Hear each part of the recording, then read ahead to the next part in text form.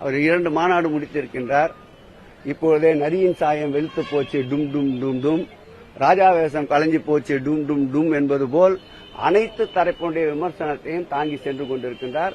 இன்னும் 2-3 மாநாடுகள் நடத்தினாலே பெருங்காய டப்பா போல் காலி டப்பா ஆகிவிடுவார் என்பது என்னுடைய கருத்து. அவரோட உயரம் அவ்வளவுதான். இன்றைக்கு கூட மாண்புமிகு முதலமைச்சர் அவருடைய புகழ்கொடி இமயத்தின் உச்சியின் மீது பறந்து கொண்டிருக்கின்றது. தாயுமானவரான எங்கள் முதல்வர் அவர்கள் இன்றைக்கு கூட பசியறியா சின்னஞ்சிறுசுகள், மழலைகள், மழலை செல்வங்களுக்கு காலை சிற்றுண்டி திட்டத்தை விரிவுபடுத்தி இருக்கின்றார். பஞ்சாப் மாநிலத்துடைய முதலமைச்சர் அவர்கள் இந்த திட்டத்தை உடனடியாக எங்களுடைய அமைச்சரவை கூட்டி இந்த திட்டத்தை கொண்டு வருவேன் என்று சொல்லுகின்றார்.